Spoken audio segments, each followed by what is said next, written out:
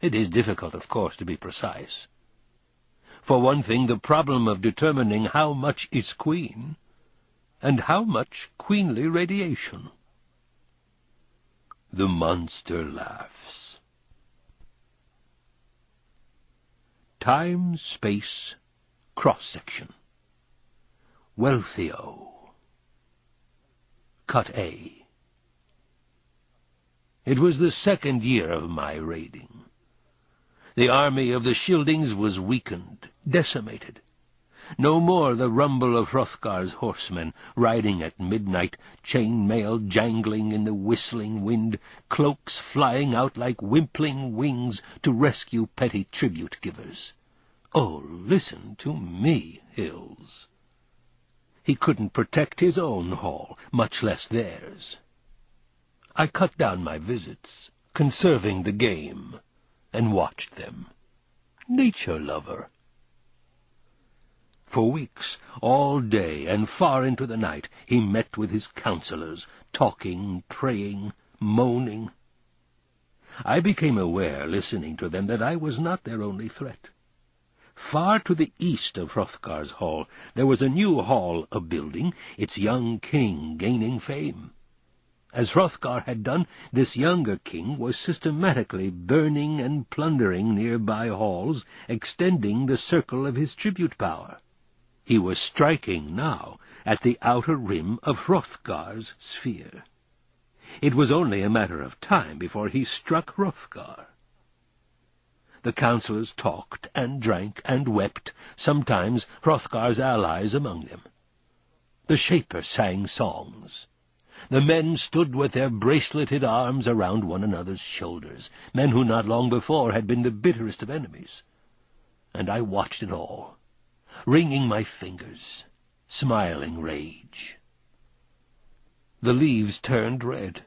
The purple blooms of thistles became black behind the people's houses, and migrant birds moved through. Then, from all corners of Hrothgar's sphere of influence, and from towns beyond, the vassals' vassals, an army began to form. They came walking or riding, oxen dragging their wagon-loads of shields, spears, tents, clothes, food. Every night when I went down to look, there were more of them. Cartwheels tall as a man, with rough, square spokes. Big-hoofed grey horses, speckled like wolves, that rolled their eyes and whinnied at my footfall, leagued with men as if strapped to their business by harness I could not see. Horns cracked out in the darkening stillness. Grindstones screeched. The crisp air reeked with the after-smell of their cooking. They made camp in a sloping pasture, rimmed by enormous oak trees and pines and nut trees, a stream moving down through the center over steps of rock. Where the forest began there was a lake. Every night there were new groups of campfires to push away the frost, and soon there was hardly a place to stand, there were so many men and animals. The grass, the withering leaves were full of whispering, but the campground was hushed, muffled by their presence as if blighted.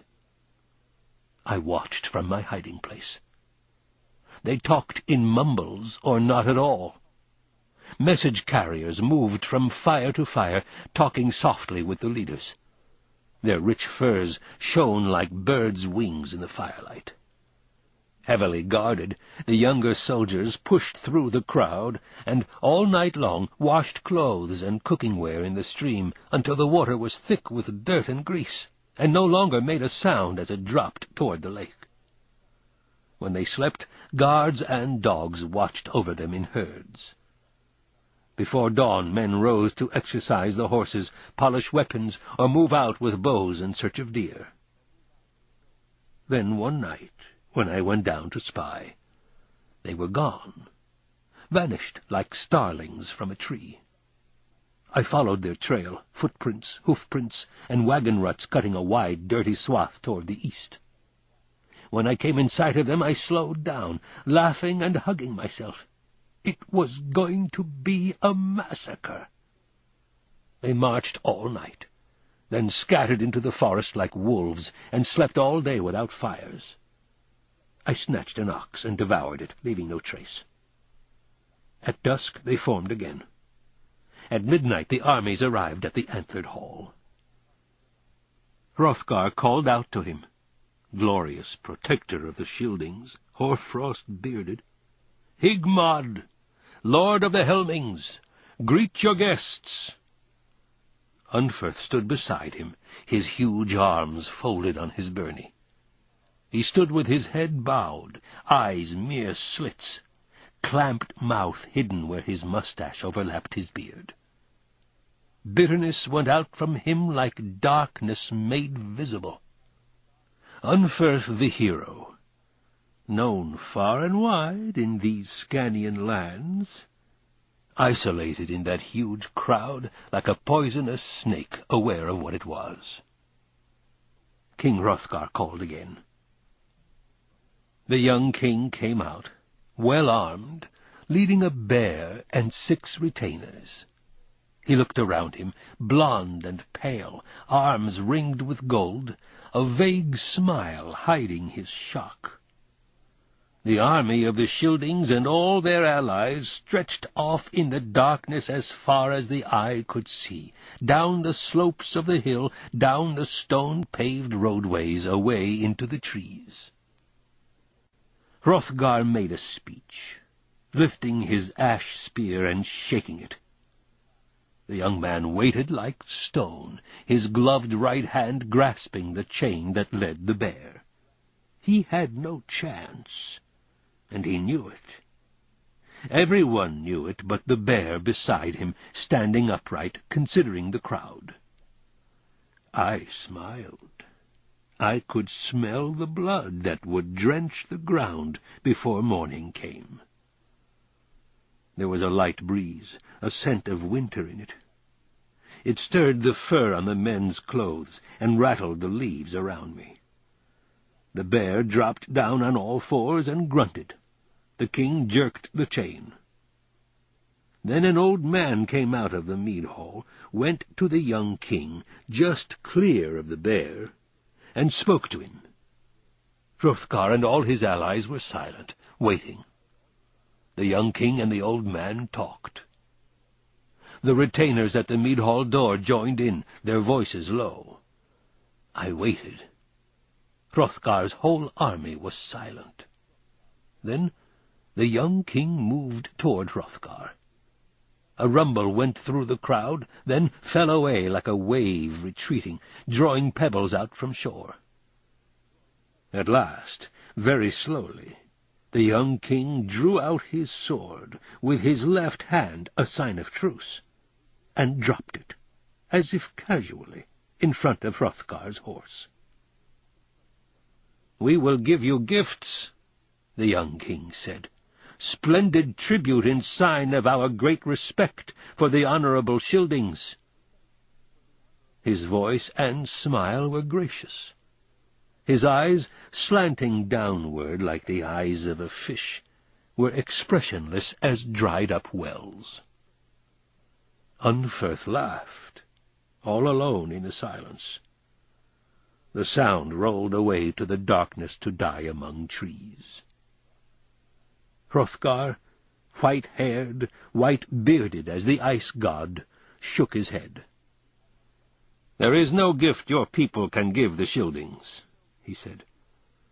"You think you can buy a little time with gold, and then some night when we're sitting at our mead, you and all your brave allies will come down on us, crash, as we tonight have come down on you, and no gift we can offer then will turn away your fury." The old man smiled, his eyes wicked. "Do you take us for children that play in the yards with pets? What could we give you that you couldn't take by force, and at that time take from us tenfold?" Unferth smiled, looking at the bear. The young king showed nothing, accepting the joke and the argument as if he'd been expecting them. He gave the chain another jerk, and the bear moved closer to him. When he'd waited long enough, he looked back up at Hrothgar. "We can give you such piles of treasure, he said, "that I have nothing left to pay an army with. Then you'll be safe." Hrothgar laughed. "You're crafty, Lord of the Helmings. A king shrewd with words can mount a great army on promises. The treasure you'd take by destroying my house could make all your swordsmen rich. Come, come, no more talk. It's a chilly night, and we have cows to milk in the morning. Take up your weapons. We'll give you ground. We haven't come to kill you like foxes in a hole." But the young king waited on. He was still smiling, though his eyes had no life in them. He had something in reserve, some ingenious product of his counselors' wits that would overwhelm their scheme.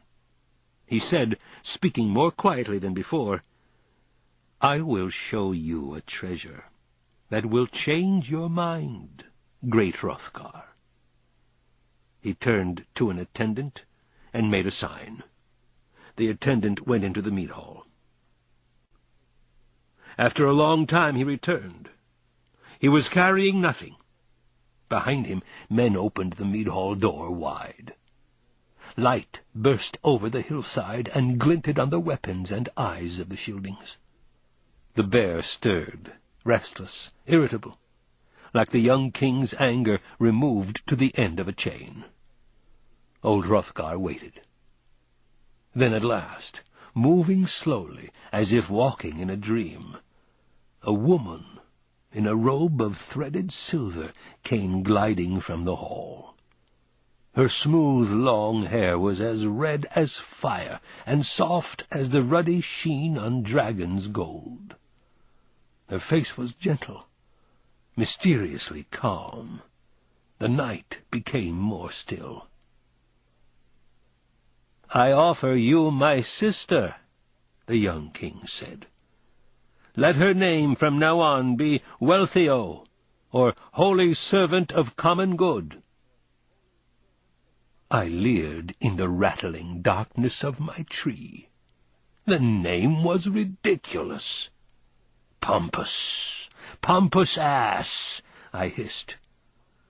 But she was beautiful, and she surrendered herself with the dignity of a sacrificial virgin.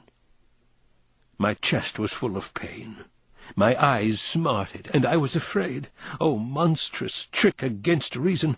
I was afraid I was about to sob. I wanted to smash things, bring down the night with my howl of rage, but I kept still. She was beautiful, as innocent as dawn on winter hills. She tore me apart as once the Shaper's song had done. As if for my benefit, as if in vicious scorn of me, children came from the mead hall and ran down to her, weeping, to snatch at her hands and dress. "Stop it!" I whispered. "Stupid!" She did not look at them, merely touched their heads. "Be still," she said, hardly more than a whisper, but it carried across the crowd. They were still, as if her voice were magic. I clenched my teeth, tears streaming from my eyes. She was like a child, her sweet face paler than the moon. She looked up at Hrothgar's beard, not his eyes, afraid of him. "My lord," she said. Oh, woe! Oh, wretched violation of sense! I could see myself leaping from my high tree and running on all fours through the crowd to her, howling, whimpering, throwing myself down, drooling and grovelling at her small fur-booted feet. "Mercy!" I would howl. "Arg! Burble!"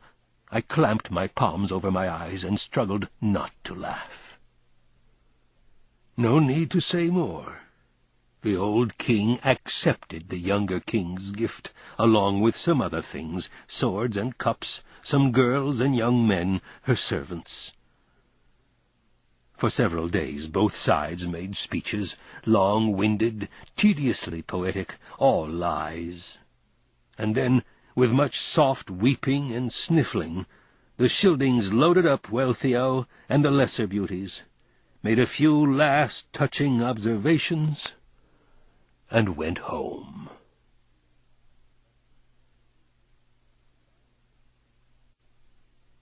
A bad winter.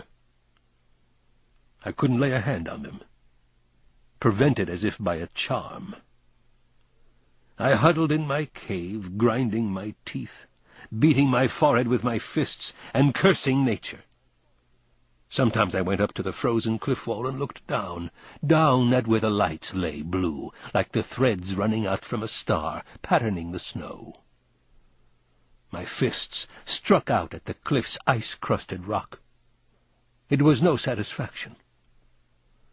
In the cave again I listened to my mother move back and forth, a pale shape driven by restlessness and rage at the restlessness and rage she felt in me and could not cure. She would gladly have given her life to end my suffering. Horrible, hump-backed, carp-toothed creature, eyes on fire with useless, mindless love. Who could miss the grim parallel? So the lady below had given her life for those she loved. So would any simpering, eyelash-batting female in her court, given the proper setup, the minimal conditions. The smell of the dragon lay around me like sulphurous smoke. At times I would wake up in panic, unable to breathe. At times I went down. She carried the meal bowl from table to table, smiling quietly, as if the people she served, her husband's people, were her own. The old king watched with thoughtful eyes, moved as he'd have been by the shaper's music, except that it was different. Not visions of glorious things that might be, or sly revisions of the bloody past, but present beauty that made time's flow seem illusory. Some lower law that now had been suspended. Meaning as quality. When drunken men argued, pitting theory against theory, bludgeoning each other's absurdities, she came between them, wordless, uncondemning, pouring out mead like a mother's love, and they were softened, reminded of their humanness, exactly as they might have been softened by the cry of a child in danger, or an old man's suffering, or spring. The shaper sang things that had never crossed his mind before, comfort, beauty, a wisdom softer, more permanent than Hrothgar's. The old king watched, remote from the queen, though she shared his bed, and he mused. One night she paused in front of Unferth. He sat hunched, bitterly smiling, as always, his muscles taut as old nautical ropes in a hurricane. He was ugly as a spider. "My lord," she said. She often called the thanes "my lord," servant of even the lowliest among them. "No, thank you," he said. He shot a glance at her, then looked down, smiled fiercely. She waited, expressionless except for perhaps the barest trace of puzzlement. He said, "I've had enough." Down the table a man made bold by mead said, "Men have been known to kill their brothers when they've too much mead. Ha! Ha!" A few men laughed. Unferth stiffened. The queen's face paled. Once again Unferth glanced up at the queen, then away. His fists closed tight, resting on the table in front of him, inches from his knife. No one moved. The hall became still. She stood strange-eyed, as if looking out from another world and time. Who can say what she understood? I knew, for one, that the brother-killer had put on the shaper's idea of the hero like a merry mask, had seen it torn away, and was now reduced to what he was, a thinking animal stripped naked of former illusions, stubbornly living on, ashamed and meaningless, because killing himself would be, like his life, unheroic. It was a paradox nothing could resolve but a murderous snicker. The moment stretched. a snag in time's stream, and still no one moved, no one spoke. As if defiantly, Unferth, murderer of brothers, again raised his eyes to the Queen's, and this time didn't look down. Scorn? Shame? The Queen smiled. Impossibly, like roses blooming in the heart of December, she said, "That's past." And it was. The demon was exorcised. I saw his hands unclench, relax, and, torn between tears and a bellow of scorn, I crept back to my cave. It was not, understand, that she had secret wells of joy that overflowed to them all. She lay beside the sleeping king. I watched wherever she went, a crafty guardian, wealthy in wiles, and her eyes were open, the lashes bright with tears. She was more child, those moments, than woman, thinking of home, remembering paths in the land of the Helmings where she'd played before she'd lain aside her happiness for theirs. She held the naked, bony king as if he were the child, and nothing between him and the darkness but her white arm. Sometimes she'd slip from the bed while he slept, and would cross to the door and go out alone into the night. Alone, and never alone. Instantly, guards were all around her. Gem woman, priceless among the shielding treasures. She would stand in the cold wind, looking east, one hand clutching her robe to her throat, the silent guards encircling her like trees. Child though she was, she would show no sign of her sorrow in front of them. At last some guard would speak to her, would mention the cold, and Wealthio would smile and nod her thanks, and go back in. Once that winter her brother came, with his bear and a great troop of followers, to visit. Their talk and laughter rumbled up to the cliff wall. The double band drank, the shaper sang, and they drank again. I listened from a distance for as long as I could stand it, clenching my mind on the words of the dragon. Then, helpless as always, I went down. The wind howled, piling up snow in drifts and blinding the night with ice-white dust. I walked bent over against the cold, protecting my eyes with my arms. Trees, posts, cowsheds loomed into my vision, then vanished, swallowed in white. When I came near Hart, I could smell the guards of the hall all around me, but I couldn't see them. Nor, of course, could they see me. I went straight to the wall, plunging through drifts to my knees, and pressed up against it for its warmth. It trembled and shook from the noise inside. I bent down to the crack I'd used before, and watched. She was brighter than the hearth fire, talking again with her family and friends, observing the antics of the bear. It was the king, old Hrothgar, who carried the mead bowl from table to table tonight. He walked, dignified, from group to group, smiling and filling the drinking cups, and you'd have sworn from his look that never until tonight had the old man been absolutely happy. He would glance at his queen from time to time as he moved among his people and hers, the Danes and Helmings, and with each glance his smile would grow warmer for a moment, and a thoughtful look would come over his eyes. Then it would pass.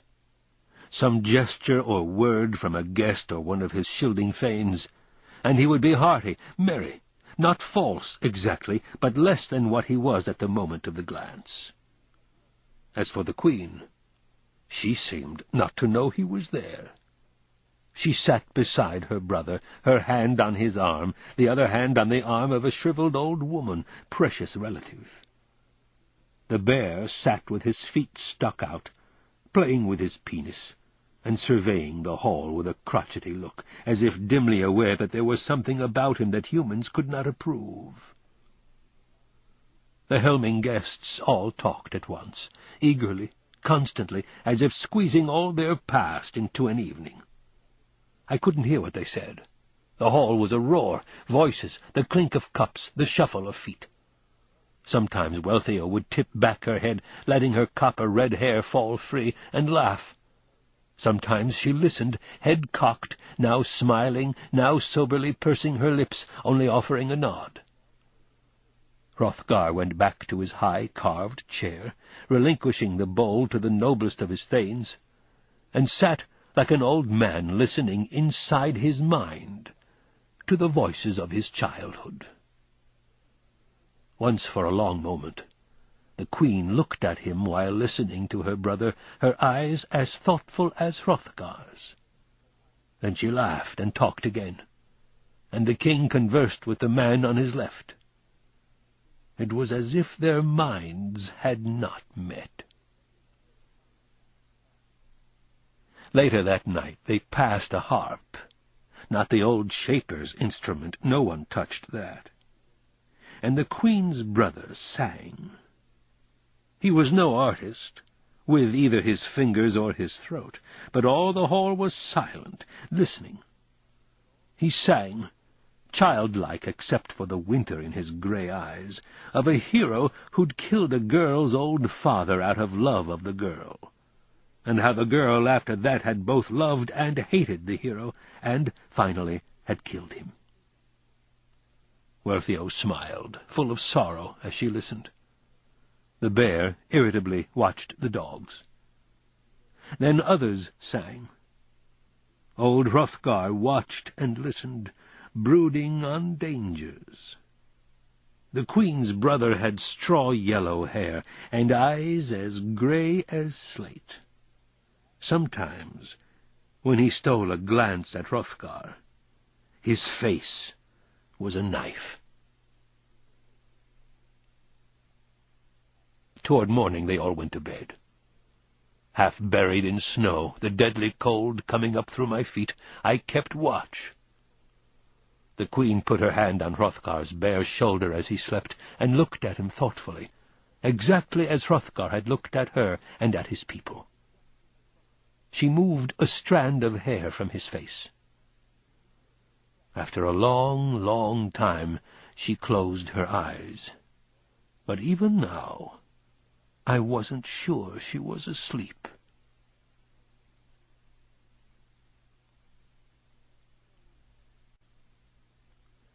And so in my cave, coughing from the smoke, and clenching feet on fire with chilblains, I ground my teeth on my own absurdity.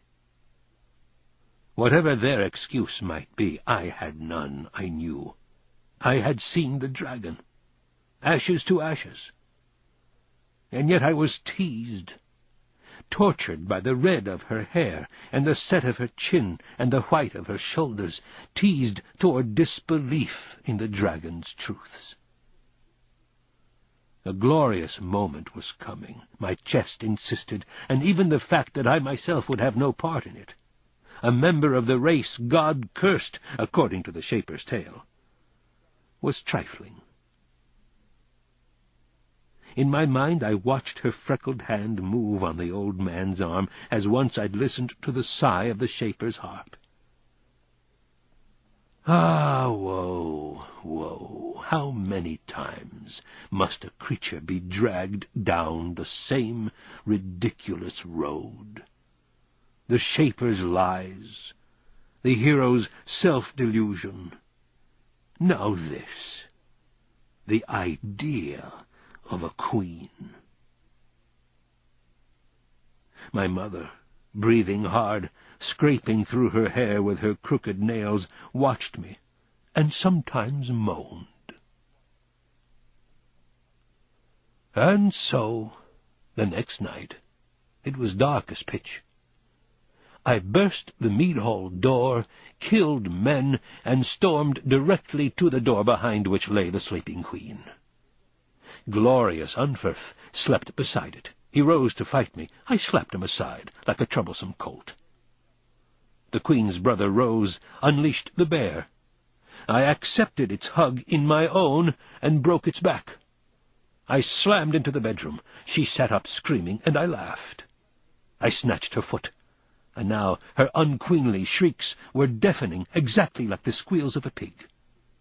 No one would defend her, not even suicidal Unferth at the door, screaming his rage. Self-hatred. Old Hrothgar shook and made lunatic noises and drooled. I could have jerked her from the bed and stove in her golden-haired head against the wall. They watched in horror, helmings on one side, Scyldings on the other. Balance is anything. And I caught the other foot and pulled her naked legs apart as if to split her. "Gods! Gods!" she screamed. I waited to see if the gods would come, but not a sign of them. I laughed. She called to her brother, then Unferth. They hung back. I decided to kill her. I firmly committed myself to killing her, slowly, horribly. I would begin by holding her over the fire and cooking the ugly hole between her legs. I laughed harder at that. They were all screaming now, hooting and yawling to their dead stick gods. I would kill her, yes, I would squeeze out her feces between my fists. So much for meaning as quality of life. I would kill her and teach them reality. Grendel the truth teacher, phantasm tester. It was what I would be from this day forward, my commitment, my character as long as I lived, and nothing alive or dead could change my mind. I changed my mind. It would be meaningless, killing her. As meaningless as letting her live.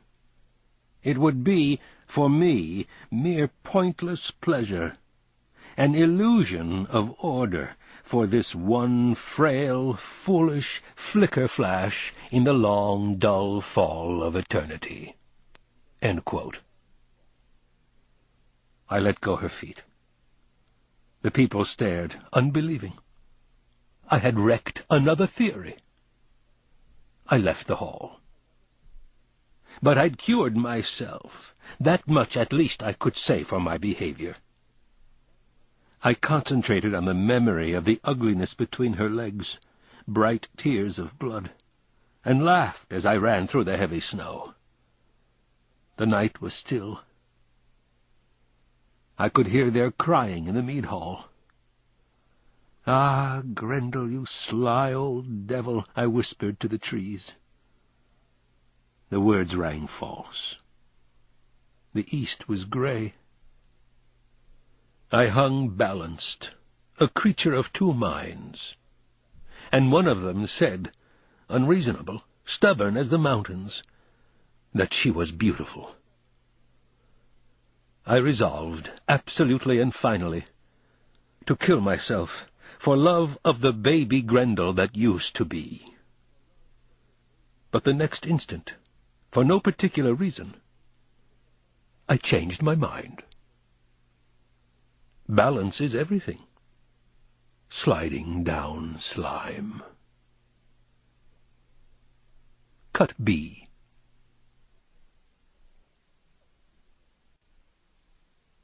Chapter 8.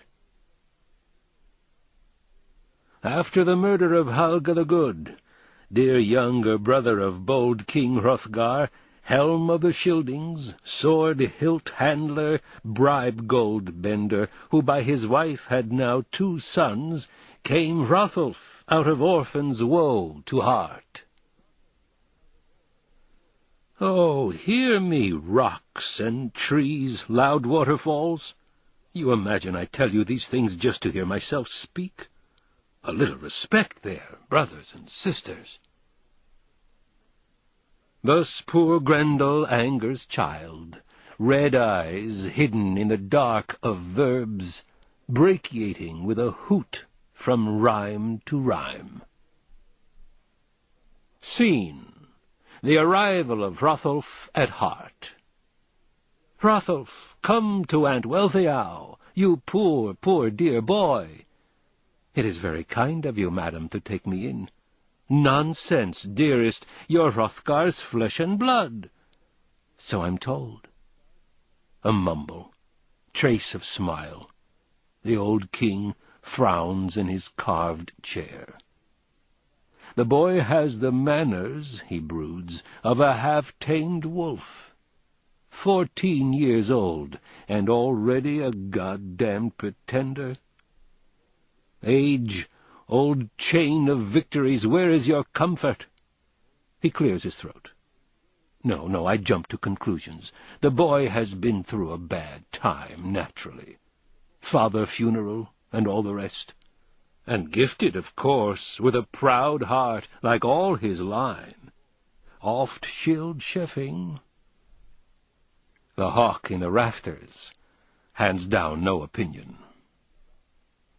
The shaper sings, the harp soughing out through the long room like summer wind. By deeds worth praise a man can in any kingdom prosper. So. The boy sits solemn and hears the harp behind closed eyes. The October hills in his calm mind run wolves. Theorem. Any action, A, of the human heart, must trigger an equal and opposite reaction, A to the first power. Such is the golden opinion of the shaper. And so, I watch in glee, they take in Hrothulf, quiet as the moon, sweet scorpion. He sits between their two, and cleans his knife. Scene. Hrothulf in the yard. Hrothulf speaks. In ratty furs, the peasants hoe their fields, fat with stupidity, if not with flesh. Their food smells foul the doorways, dungeon dark, where cow-eyed girls give tit to the next generation's mindless hoe. Old men with ringworm in their beards limp dusty lanes to gather like bony dogs at the god-lined square where the king's justice is dispensed. To nod like crows at slips of the tongue by which a horse is lost, or delicate mistakes of venue through which murderers run free. Long live the king, they squeak, to whom we owe all joy. Obese with imagined freedom, if not with fat, great lords of lords look down with cow-dog eyes and smile. All's well, they sigh. Long live the king, all's well. Law rules the land. Men's violence is chained to good, i.e. to the king. Legitimate force that chops the bread thief's neck and wipes its axe. Death by book. Think, sweating beast, look up and think. Whence came these furs on the backs of your kind protectors? Why does the bread thief die and the murdering thane escape by a slight by the costliest of advocates? Think. Squeeze up your wrinkled face and seize the hangnail tip of a searing thought. Violence hacked this shack-filled hole in the woods where you play freedom games. Violence no more legitimate than a wolf's. And now by violence they lock us in, you and me, old man. Subdue our vile, unkingly violence. Come into the shade. I would have a word with you and your wart-hog's son. Scene. Hrothulf in the woods. The nut tree, wide above my head, stretching its cool black limbs to take the sun, sends darkness down my chest. Its dappled, high-crowned roadways make safe homes for birds. Quick squirrels run the veins of its treasure-giving hand, but the ground below is dead. Strange providence! Shall I call the tree tyrannical, since where it stands nothing survives but itself and its high-born guests? Condemn it because it sends down stifling darkness, sucks the life from grass, and whitens the sapling leaf for trifling, fluttering friends? The law of the world is a winter law, and casual. I too can be grim, snatch my daylight by violent will, and be glorified for the deed like him. Drain my soil of considerations, grip my desires like underground stones, let old things sicken and fail. She touches my hair and smiles, kind, trusting the rhetoric of love, give and get. But the thought flits through my mind, there have got to be stabler things than love. The blurred tree towering overhead consumes the sun. The ground is dead. I gasp for rain and wind. Scene: the queen beside Hrothulf's bed. Wealhtheow speaks. So sad, so young, and even in sleep. Worse times are yet to come, my love. The babes you comfort when they weep will soon by birthright have all these gold rings. Ah, then your almost brother love will cool.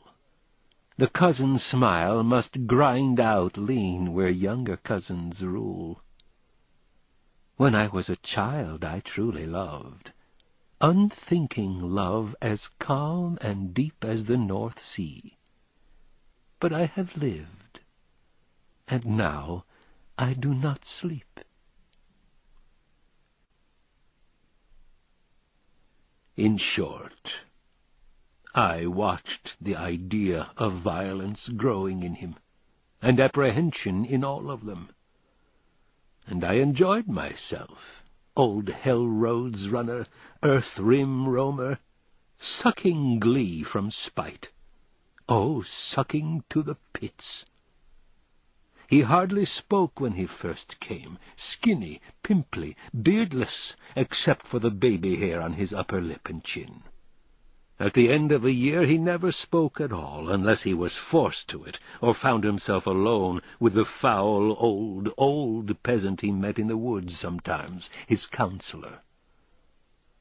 Hrothulf had hair as black as coal, and hazel eyes that never blinked. He stood always with his head slung forward and his lips in a pout, like a man straining to remember something.